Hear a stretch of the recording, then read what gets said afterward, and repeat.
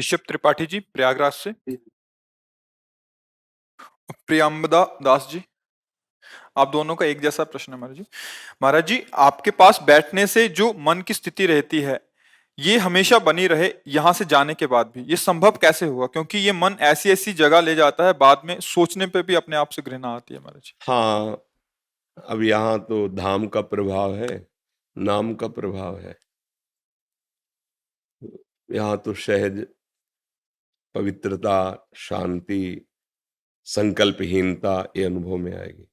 कोई संकल्प नहीं बन रहा, क्योंकि धाम है ना प्रियाजू का। और जैसे भी बनता है, अपने लोग नाम में ही रहते हैं प्रभु के, उसका प्रताप है। बस आप भी वहीं रहिए, जहां मन जाए वहां से हटा के नाम में लगाते रहिए। अभ्यास योग युक्तेन चेतसा नान्यगामिना। जब तुम्हारा चित्त, तुम्हारा मन जाएगा, तो जिस वस्तु में जाएगा, जिस व्यक्ति में जाएगा, सही मानिए उसमें भगवान है। जहां आप भावना करोगे मन लौट आएगा। देखो, लोग समझ नहीं रहे हैं, ऐसे भगवान कैसे हो सकते हैं? हमारे मन में भ्रम आता है ना, प्रश्न आ जाता है। हीटर गर्म कर रहा है ना, पावर कौन है? बिजली है ना। ये तेज रूप में प्रकाशित हो रहा है, प्रकाश ये बिजली है ना। मोटर रूप में पानी ऊपर खींच रहे, बिजली है ना। मतलब कहीं ना कहीं मेरे जीवन का योगदान है बहुत बड़ा, और छू जाए तो मृत्यु है ना। भला जो जीवन दे रही वो मृत्यु कैसे हो सकती है? लगता है नहीं लगा? तो अगर आप जानते हैं बिजली के प्रभाव को और बिजली की महिमा को, तो आप कहोगे कोई ये बात, इसमें प्रश्न की जरूरत ही नहीं है। उसका प्रभाव छुओगे तो मार देगी, और प्रयोग करोगे तो जीवन दान दे देगी। प्रकाश दे रही, पानी दे रही, मशीनें चल रही हैं, फ्रिज में ठंडा कर रही है, हीटर में गर्म कर रही। यंत्रों के प्रभाव से बिजली का बहुत रूप देखा जा रहा है, पर बिजली तो एक रस है ना। ऐसे ही त्रिगुण स्वभाव से ये लीला, कोई राक्षसी स्वभाव वाला, कोई राजसी स्वभाव वाला, कोई सात्विक स्वभाव वाला, कोई भगवत स्वभाव वाला, लेकिन बिजली सब में एक ही है। पावर, भगवत शक्ति सब में एक ही है। अगर उसको जान जाओ तो अमर हो जाओ। बस उसी को जानने के लिए मनुष्य शरीर मिला है। तो जहां मन जाए, मत्तः परतरम नान्यत किंचिदस्त धनंजय। हे धनंजय, मेरे सिवा किंचन मात्र कुछ नहीं है। भगवान के मानी संख्या आपको लग रहा है ये दुष्ट है, ये राक्षस है, ये पापी स्वभाव वाला है, ये गंदा है, ठीक है, धैर्य रखिए। आप सवाल में मानी संख्या लिखिए कि इसमें भी प्रभु है। हम ये नहीं कह रहे यही प्रभु है, वास्तविक यही प्रभु है, पर आप लिखिए इसमें भी प्रभु है, इसमें भी प्रभु है। और नाम जप कीजिए, जहां जहां मन जाए वहां से हटाइए, और जहां जहां मन जाए वहां प्रभु की भावना कीजिए। दोनों स्थिति में एक दिन अज्ञान नष्ट हो जाएगा, और आपको दिखाई देगा जित देखूं तित श्याम मैं वही है। बस ये बड़ा विचित्र नाटक चल रहा है। बिना भगवान की कृपा के भ्रम नहीं जा सकता। जासु कृपा सब भ्रम मिट जाई, गिरजा सोई कृपालु। या रहस्य रघुनाथ कर बेग न जाने कोई, जो जाने रघुपति कृपा सपने मोहन। सच्ची सच्ची बड़ा नाटक चल रहा है। एक नाटक अनेक रूप में कर रहा है, इसलिए समझ में नहीं आ रहा। और वही आपका भी स्वरूप है, पर आप भ्रमित हैं इसलिए नहीं समझ पा रहे। नहीं, हमारा स्वरूप ही है शांतम, शाश्वतम, अप्रमेय, जो हमारे प्रभु का स्वरूप है ना। प्रभु का स्वरूप जब हम गाते हैं तो शांताकारम और भुजग शयनम। सांप देख के डर लगता है, और सरकार सोकार है, अनंत फणधारी भगवान शेष की सया में। और स्थिति क्या है? शांताकारम, भगवान शिव के गले में वासुकी नाग बैठे हुए हैं। शांतम शाश्वतम अप्रमेय मनघम निर्वाण शांति प्रदम, हमारा मोक्ष स्वरूप है। मुक्त कोई न बांधा है न बांधेगा, शांत स्वरूप है, अप्रमेय उपमा रहित है, अक्लेद्य अशोष्य अदा है, हमारा स्वरूप है। हमारा स्वरूप शरीर भाव को लेकर के हम सब फंस गए हैं। अब इतनी मलिनता है कि ये बात समझ में नहीं आ सकती। भला क्रूर दुष्ट पापी में तुम भगवान देख सकते हो क्या? गर्मी फेंक रही वही ठंडी फेंक रही, समझो ना। वही पावर गर्म, वही पावर ठंडा। जो ठंडा है वो गर्म कैसे हो सकता है? जो गर्म है वो ठंडा कैसे हो सकता है? ये यंत्र के प्रभाव से पावर दोनों में समान है। जो साधक है, उपासक है, भक्त है, वो तत्व देखता है, वो स्वभाव के अनुसार अलग अलग पावर का प्रयोग दिखाई दे रहा है वही। जहां ये बात समझ में आने लगी है वही, तो हर स्थिति में शांति, शांति कभी छोड़ेगी नहीं। अभी क्या, अनुकूल हुआ तो थोड़ा हर्षित हो गए, प्रतिकूल हुआ तो शोकित हो गए, अच्छा हुआ तो आनंद का अनुभव हुआ, बुरा हुआ तो क्लेश का अनुभव। इसी स्थिति से ऊपर उठने के लिए साधना की जाती है, आराधना की जाती है। बाहरी कोई छूछा तुम्हें सुखी नहीं कर सकता। बस ये समझ में तुम्हारी हमारी बात आ जाए, तुम खुद सुख स्वरूप हो, तुम विवेक धारण करो, किसी बाहरी वस्तु की आवश्यकता नहीं, आप खुद सुख का दरिया हो, क्योंकि ईश्वर का अंश है ना, आनंद समुद्र, भगवान का अंश आनंद में है। बस ये बात हम आनंद की खोज रुपए में करते हैं, पद में करते हैं, भोगों में करते हैं, इसीलिए हमें आज तक आनंद नहीं मिला है। एक बार राजसूय यज्ञ में भगवान श्री कृष्ण अर्जुन पास ही बैठे थे, तो एक चींटा एक दाना लेकर के चावल का टूटा हुआ बड़ी मुश्किल से चल पा रहा था, क्योंकि उसकी एक टांग टूटी हुई थी। तो अर्जुन जी की दृष्टि पड़ी, कहा प्रभु राजसूय यज्ञ में सब आनंद ले रहे हैं, ये चींटा कितना कष्ट पा रहा है, क्या इसको भी कभी सुख मिलेगा? तो भगवान ने कहा तुम तो इसके आगे को देख नहीं पा रहे, पूर्व को। ये 14 बार इंद्र बन चुका है चींटा।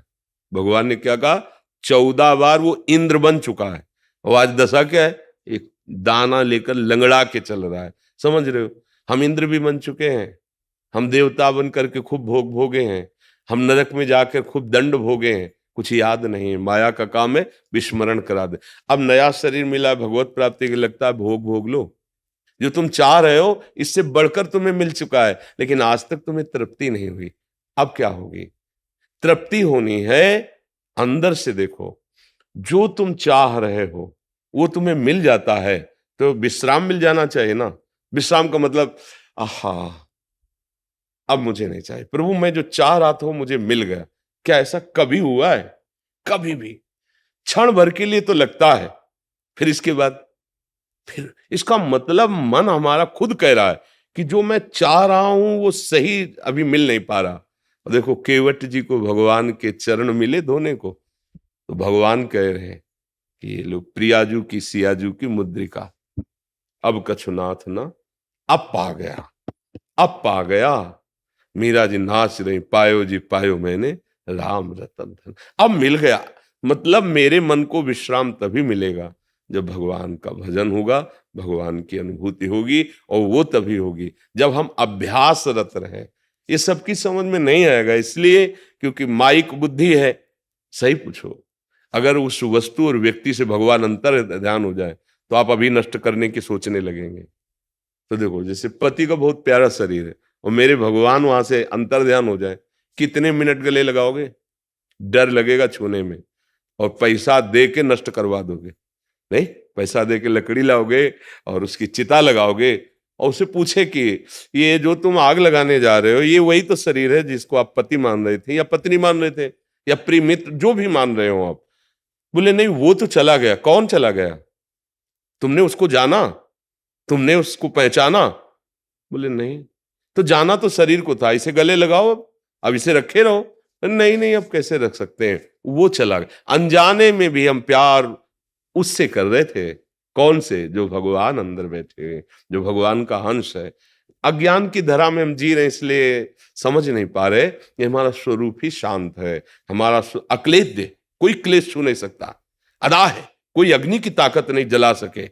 अशोष्य, कोई वायु की ताकत नहीं कि सुखा सके। हमारा स्वरूप जो है वो ऐसा है। इसलिए नाम जप करते हुए जहां जहां मन जाए वहां वहां भगवत भावना, और या वहां वहां से मन हटाकर अपने प्रभु के नाम में लगाना। दीर्घ काल निरंतर सत्कार सेवितो दृढ़ भूमि, यह दीर्घ काल तक निरंतर ऐसा अभ्यास किया जाए तो सिद्ध हो जाएगा दृढ़ भूमि, फिर परमानंद की अनुभूति होगी। सही सही।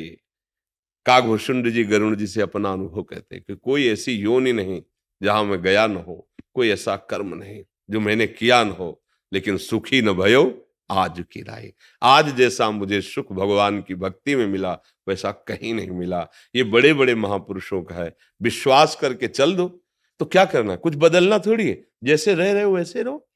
पत्नी पुत्र परिवार वैसे ही, जो ड्यूटी कर रहे हो वही ड्यूटी करो, बस भावना बदलनी है। ये ड्यूटी भगवान की सेवा है, ये परिवार भगवान का ही दिया हुआ कर्तव्य है, तो हम उसका निर्वाह, पत्नी के साथ पति का कर्तव्य, पुत्र के साथ पिता का कर्तव्य, माता के साथ पुत्र का कर्तव्य, अपने अपने कर्तव्य का निर्वाह रूपी पूजा करते हुए और नाम जप करो, भगवान के सहारे रहो। जो एक सिद्ध संत को गति होती है वही आपकी गति होगी। उदयराज चौधरी जी कानपुर से। श्री हरिवंश महाराज जी, आपके श्री चरणों में कोटि दंडवत प्रणाम।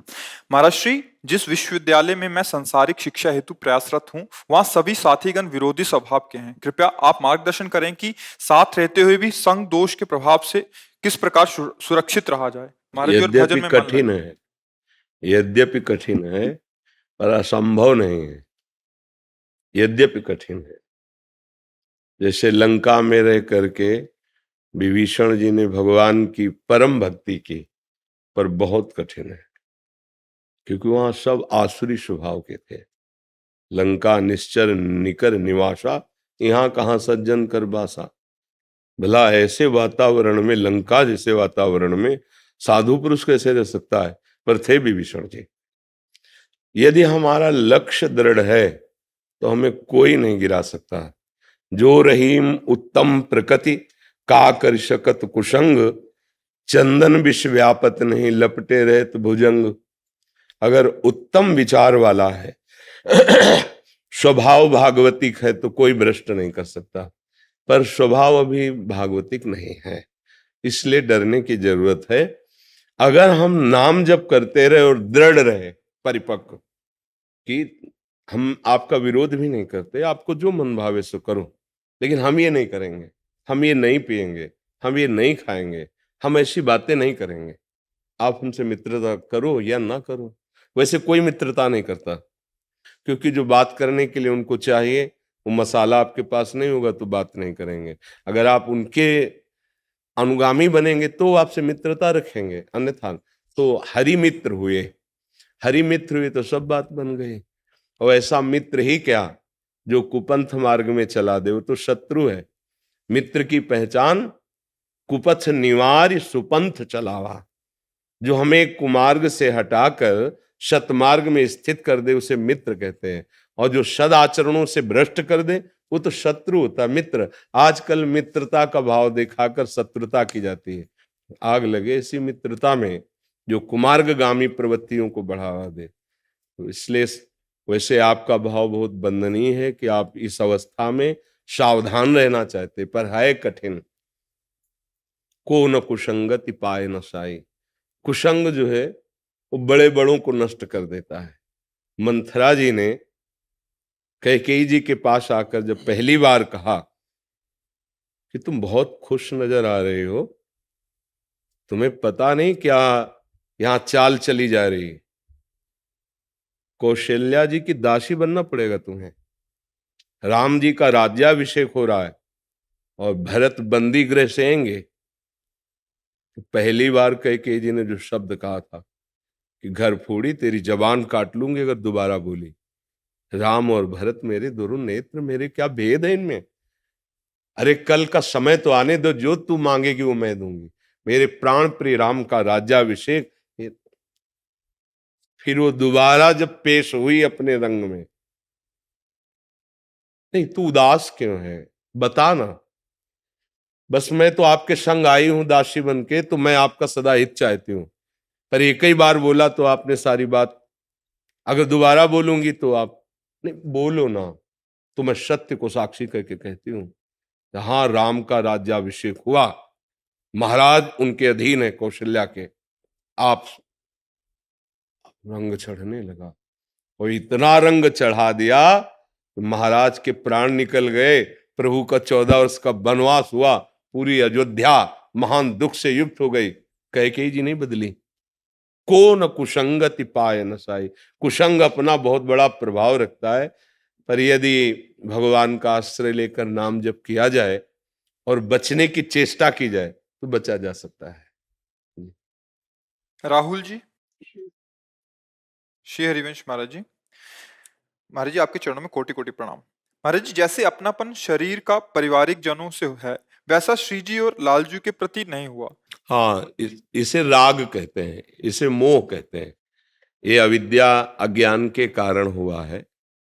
जब ये अविद्या नष्ट होगी तो राग रहित होंगे, तब अनुराग का प्रादुर्भाव होता है, चाहे वो आत्मरति हो या कृष्ण रति हो। जिसे हम भक्ति में कृष्ण कहते हैं वही ज्ञान में आत्मा है, दूसरा कोई थोड़ी है। पर ये रति तभी प्राप्त होगी, पहले विरति आवे, पहले राग रहित हो। तो ये जो राग हुआ है ये अज्ञान के कारण हुआ है, और अज्ञान का नाश करने के लिए ही तो साधु समागम होता है। जिसे अज्ञान कहते हैं उसे मोह कहते हैं। मोह ही हमें भ्रम पैदा किए हुए मुझ निर्विकार के अंदर अभाव पैदा हो गया। मुझे ये भूख चाहिए, मुझे ये भूख चाहिए, ये भूख चाहिए। जहां कहीं किंचन मात्र अभाव नहीं है वहां अभाव मुझे महसूस हो रहा है, देह भाव को लेकर। तो विवेक के द्वारा मोह का नाश करके फिर हम समस्त इस राग से मुक्त हो सकते हैं। बिनु सत्संग विवेक न होई, राम कृपा बिनु सुलभ न सोई। होए विवेक मोह भ्रम भागा, विवेक प्रकट हुआ, मोह अज्ञान राग जिसे कहते हैं वो नष्ट हो जाता है।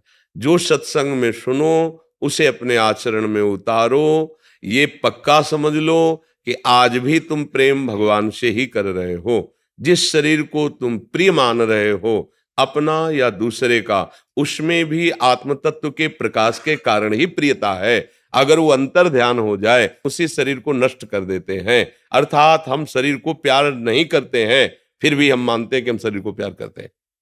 हमारी बात समझ पा रहे हो? कोई कितना भी प्रिय संबंधी हो, माता हो, पिता हो, कोई भी हो, उसके अंदर से जब हमारे प्रभु अंतर्हित हो जाते हैं तो हम उस शरीर को नष्ट कर देते हैं। ऐसा नहीं कि प्रभु चले गए, उसमें भी प्रभु है, मुर्दे में भी प्रभु है। प्रभु है। वेन के शरीर का मंथन हुआ तो दाहिनी भुजा से भगवान पृथु और बाई भुजा से अर्ची महारानी, मुर्दे का मंथन हुआ। अगर कह दिया मुर्दे में भगवान नहीं तो कहो सो कहा, जहां प्रभु नहीं फिर सर्वव्यापी प्रभु का फिर अनादर हो जाएगा। वो हर जगह है, कोई कण ऐसा नहीं जाना हो। पर वो अंतर्हित हो गए तो इसलिए फिर उस शरीर को नष्ट कर देते हैं। अर्थात हम शरीर से प्यार नहीं करते, आज भी अज्ञान के कारण समझ नहीं पा रहे, हम प्रभु से प्यार करते हैं। अगर जान करके प्यार करो प्रभु से तो अभी शुद्ध बुद्ध परमानंद में निमग्न हो जाओगे। सब प्रभु से ही प्यार करते हैं, मेरी दृष्टि में सब प्रभु में प्रभु से ही प्यार करते हैं, पर वो समझ नहीं पा रहे। समझाने के लिए ही शास्त्र और सदगुरु संत जन है। यहां से हाथ खराब हो जाए तो हम यहां से कटवा देंगे। अभी तुम्हारे प्राणों पर आ जाएगी, इसको कटवा, हाँ काट दो, लौट के आओ। प्राण किससे प्रिय लग रहे हैं, किसके प्रति प्रिय लगे? आत्म तत्व से ही प्राण प्रिय लग रहे हैं। जब आत्म तत्व का परिचय हो जाएगा तो प्राणों का भी मोह खत्म हो जाएगा। हम जितना प्यार बढ़ाते चले जा रहे हैं बाहर भ्रम के कारण है। लौटते चले जाओ, राग रहित होते चले जाओगे। पर थोड़ा कठिन लग रहा है। नाम जप करो निरंतर, नाम जप करो, सत्संग सुनो, शास्त्रों का स्वाध्याय चाहे थोड़ा करो पर उसका मनन करो, क्या कह रहा है शास्त्र, क्या कह रहा है, और सेवा करो। माता पिता गुरुजन संत किसी भी जीव की निष्काम भाव से सेवा, सेवा सुमिरन सत्संग स्वाध्याय, तब आइए समाधि। एकांत में बैठ करके उस अपने आत्म स्वरूप को जानने की जिज्ञासा करे तो गुरु अंदर ही बैठा हुआ है, वो रास्ता बताता चला जाता है। अपने आप से अपने आप को जाना जाता है, किसी करण से नहीं, मन बुद्धि चित्त हम से नहीं, अपने आप से अपने आप को जाना जाता है। पर बड़ी ऊंची बात है, इसके लिए नाम जप करो, अच्छा खान पान रखो और अच्छा संग करो। गंदे विचार गंदा चिंतन इसको काटो नाम जप से, तब धीरे धीरे समझ पाओगे। समझ पा रहे? नाम जप चल रहा है, करते हो नाम जप, आचरण शुद्ध रखना, नहीं तो फिर नहीं बनेगा। गंगा स्नान किया ऊपर फिर गंदी धूल डाल ली, फिर स्नान किया फिर बात नहीं बनेगी। स्नान किया तो फिर धूल से बचना है। अर्थात ये जो मायामयी काम क्रोध आदि की ऐसी विचित्र आकर्षणमयी प्रेरणा है कि हम भ्रष्ट हो जाते हैं, उससे अपने को बचाना है। और आप बचा सकते हैं क्योंकि आप में वो पावर है। मन आपके ही पावर से आपका नाश कर रहा है। आप उसको अनुमति दे देते हैं, सहमति दे देते हैं, हाँ कर देते हैं, ममता किए मन की बात को अपने में मान लेते हैं कि ये मेरी बात है, मुझे भोगना है, मुझे चाहना है, यही हार जाते हैं। अगर आप ये देखें मन की चाल है तो आप उस पर शासन कर सकते हैं। राधा गोविंद शर्मा जी, श्री रमेश महाराज जी, आपके चरणों में दंडवत प्रणाम।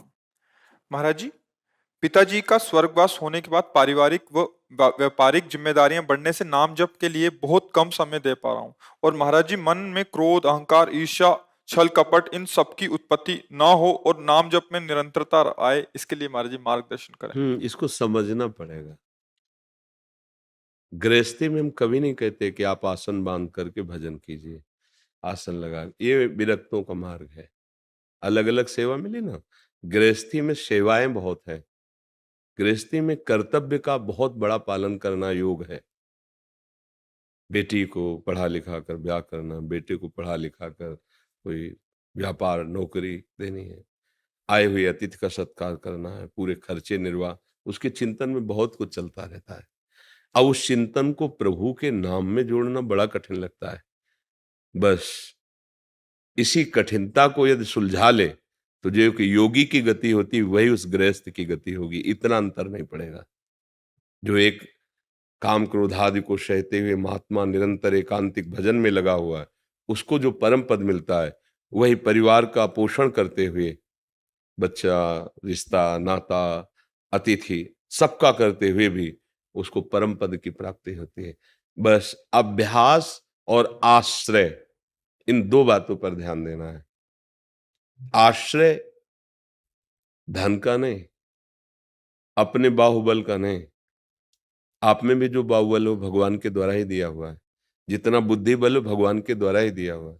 जितना धन है या आगे मिले वो उन्हीं के द्वारा दिया हो। उस या ज्ञानी जीव जानता नहीं है, प्रभु से विमुख होकर वो सुख चाहता है।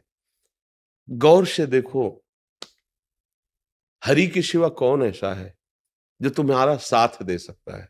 गौर से देखो, गौर से देखने का मतलब विवेक से देखो। बोले नहीं मित्र हैं हमारे, तो उनसे हरि निकल जाए तो कई मिनट तुम्हारे पास वो रुक सके, हरि चले जाएं तो 100 हो जाएंगे ना। मतलब हरि खास बात है। परिवार, पुत्र, मित्र, कोई भी हरि देखो है तो उसकी सत्ता है, और हरि नहीं है तो उसकी सत्ता ही नहीं। तो हम फिर जिनकी सत्ता ही नहीं उनसे क्यों आश्रय तत्व जोड़े? आश्रय तो हम हरि का लेंगे ना। कैसे है? सुखी मीन जिमनीर अगाधा, तिमि हरि शरण नए को बाधा। चाहे गृहस्थ हो चाहे विरक्त हो, जहां अगाध करुणा समुद्र श्री हरि का आश्रय लिया, अंदर की बात है आश्रय, बाहर की बात नहीं की। अंदर से वो आश्रय तभी होता है जैसे गजेंद्र ने लिया, हार गया, द्रौपदी जी ने लिया, हार गए, अब कोई बल नहीं रहा। अगर वो आश्रय सत्संग के द्वारा प्राप्त विवेक से हमारे हृदय में जागृत हो जाए, या किसी ऐसी परिस्थिति से भगवान का आश्रय हो जाए, सब बात बन जाए। भगवान के चरणारविंद का आश्रय लिए बिना भजन नहीं हो सकता। क्योंकि देखो ना, एक क्षण छोड़ो तो मन कितनी, जैसे बंदर डाल पे डाल, शाखा पे शाखा भागता घूमता है, ऐसे ही घूम रहा है। अपने मन को देखो, अपनी इंद्रियों को देखो। भगवान का पहले सबसे पहला कार्य आश्रय। बड़ी कृपा है जो आप सत्संग सुन रहे हो, बड़ी कृपा है जो आप अपना समाधान चाह रहे हो भजन का। ये कृपा है उनकी, ये हेतु की कृपा ठाकुर जी की है। इसका मतलब मेरा कल्याण होना दुर्लभ नहीं, क्योंकि अगर प्रभु ने कृपा न की होती तो साधु समागम क्यों मिलता? जब द्रवहि दीन दयालु राघो, तो साधु संगति पाइए। अगर साधु संगति हो रही तो हमारा हित होना है, हमें प्रभु की प्राप्ति होनी, नहीं तो ऐसा सौभाग्य कैसे मिलता? अब अंदर से आश्रय ले लो, अभी ले लो। उसके लिए कोई लायकात की जरूरत नहीं होती। आपके स्कूल में जन्मे, कितने पढ़े हैं, कैसे आचरण, तो आप ही चेतसु दुराचार हो, बिल्कुल छूटे, जो भी रहे हो, जैसे भी हो, अभी इसी क्षण अंदर से। मैं जानता नहीं हूं आपको, पर अब जो कोई भी हो तो मैं आपका आश्रय लेता हूं अंदर से। हे हरि, हे राम, हे कृष्ण, हे शिव, जो नाम प्रिय, जो नाम आप प्रभु का माने। हमारे प्रभु के विविध नाम है, विविध रूप है, क्योंकि अनंत महिमाशाली है। अंदर से आश्रित हो जाओ। अंदर बहुत चमत्कार इसमें है, आश्रय तत्व में। साधन एक तरफ और आश्रित एक तरफ। आश्रय तत्काल परिवर्तन होता है, इसमें तत्काल जिम्मेवारी भगवान लेते हैं। कई बार सुनाया है, ध्यान से सुनना। जब सुग्रीव जी बाली जी के लात घोंसों के प्रहार से पीड़ित होकर भाग रहे थे, पूरी कथा तो बड़ी है, कहीं कोई जगह नहीं थी। एक जगह था जहां ऋषि का शाप था, बाली जा नहीं सकता था, वहां वो दूर से देखा कि श्याम घन श्री लालजू रामजू और गौरवर्ण लखनजू भयभीत हो गए। हमें लगता है बाली ने स्वयं तो आ नहीं सकता ऋषिमुख पर्वत पर, तो ये राजकुमारों को भेजा है और ये इनकी भुजाएं देखकर लगता है ये मुझे मार डालेंगे, क्योंकि महाबलशाली अजान बाह भगवान की भुजाएं, अभेद भुज दंड मूल, ऐसा स्वरूप सौंदर्य और सिंह। घबरा गया। हनुमान जी महाराज से कहा तुम पता लगा क्यों, अगर ये ऐसे ही वन विचरण करने के लिए आए तो मैं इनके चरण पकड़ लूंगा, क्योंकि बहुत बलशाली नजर आ रहे हैं, और अगर ये बाली के द्वारा भेगे तो मैं भाग पड़ूं, क्योंकि इनसे मैं नहीं जीत सकता। दूर से देख के हनुमान जी गए और भगवान को परिचय दे के कांधे पे बैठाल के लाए। हम जो बताना चाहते हो देखना, जब हनुमान जी ने कहा ये अयोध्या नरेश चक्रवर्ती सम्राट महाराज दशरथ के लाडले ये भगवान राम है और ये लखन है, उसको परम संतोष हुआ कि बाली ने नहीं भेजा। भगवान से हनुमान जी, देखो महाभागवत ही आश्रय दिलाता है। हनुमान जी महाराज ने भगवान से कहा कि बहुत दुखी हैं, बाली ने बहुत त्रास दिया, बहुत मारा है, ये तो कहो बस प्राण नहीं लिया है और इसी भय से यहाँ रह रहे हैं, प्रभु आप निर्भय कर दो। सुग्रीव ने अपनी बात बताई, किस कारण से ऐसा, पूरी बात भगवान ने, अग्नि को साक्षी करके भगवान ने उसी समय मित्रता स्वीकार की, आज से मैं तुम्हारा मित्र। तो प्रभु बाली बहुत बलवान है, शायद आप जानते न हो। भगवान ने कहा कि तू कैसे विश्वास करोगे कि मैं बाली पर विजय प्राप्त कर सकता हूं। बोले ताल के लगातार वृक्ष खड़े हैं, वो आगे दुंदुभि राक्षस की हड्डियां हैं, अगर एक बाण में आप इतने सब ताल के वृक्ष और दुंदुभि राक्षस की हड्डियों को बेच दोगे तो मैं जान जाऊंगा कि आप बाली को मार दो। अमोघ बाण भगवान, ये क्या चीज है। बड़ा प्रसन्न हुआ, आप जैसा मित्र मिल गया। दूसरे दिन युद्ध के लिए ललकारो जाकर भगवान ने प्रेरणा की। जी बाली चला तो उनकी पत्नी तारा ने चरण पकड़ा और कहा स्वामी आप समझ रहे हैं सुग्रीव कभी आपके सामने भी आ सकता है, वो आज ललकार रहा है। क्यों? क्योंकि भगवान उसके साथ हो गए। तो उनका पागल हो तुम, भगवान समदर्शी हैं, मुझे क्यों मारेंगे, मैंने उनको बैर तो किया नहीं ना। चल पड़ा। सुग्रीव के जे ही घूंसे का प्रहार किया, त्राहिमाम बोल उठे, क्योंकि महाबलशाली 6 महीना कांख में रावण को दबाए रखा बाली ने। मेन जो बात हम कहना चाहते हैं उसे समझना, भगवान ने दिखा दिया कि तेरे में सामर्थ्य नहीं सुग्रीव। वो भाग पड़े आए, बोले प्रभु पिटवा दिया ना, नस नस दर्द कर रही, इतना मारा है। बोले हम क्या करें, तुम दोनों एक रूप थे, एक रूप ही, समझे में नहीं आ रहा था कौन सुग्रीव और कौन बाली। अच्छा ये माला हमारा पहनो और स्पर्श करके सारी पीड़ा, अब जाओ। पहले में ये दर्शाया कि तू सामर्थहीन ऐसा समझ, अब मेरी सामर्थ्य का चवन, अब तो सिंहवत महान बलशाली सुग्रीव। और भगवान ने एक बाण बाली को मारा। बाली जब मूर्छित होकर गिरा, फिर चेतना आई तो सामने देखा नव किशोर अवस्था, कोटि कामों का दमन करने वाले भगवान की सुंदरता। तो हृदय में तो अपार प्रीति उदय हो रही है, लेकिन मुख से कड़वे वचन बोल रहा है। हृदय प्रीति मुख वचन कठोरा, बोला राम। प्रभु की तरफ देख करके बोला मैं बैरी सुग्रीव प्यारा। प्रभु कारण कौन नाथ में मारा। नाथ माने स्वामी, आप तो सारे जगत के मालिक हो, आपने ऐसा क्यों किया। मैं बचपन से देख रहा हूं सुग्रीव कोई भजनानंदी नहीं है कि भाई भजन करता है तो आपने उसका पक्ष ले लिया, जैसा मैं वैसा वो, आचरण हमारे बराबर दोनों भाइयों के ऐसे ही रहे, तो मुझे क्यों मारा, उसका पक्ष क्यों लिया। तो खास बात, कोई साधना की बात नहीं है, आश्रय ले लिया। भगवान ने कहा मेरा इसने आश्रय ले लिया, और जो मेरी शरण में हो जाता है, शरणागत का मित्र मेरा मित्र, शरणागत का दुश्मन मेरा दुश्मन। कोई साधना यहां बात नहीं आई, आश्रय, भगवान का आश्रय ले लिया। हम आश्रित, पहला शब्द गृहस्थी में संसार में रहते हुए भगवत प्राप्ति का उपाय भगवद आश्रय, भगवान की अंदर से शरण। और दूसरी बात अभ्यास। जो मन हमारा संसार का चिंतन कर रहा है उस मन में इतनी सामर्थ्य है कि वो दो बातें एक साथ कर सकता है, उसमें बड़ी सामर्थ्य है।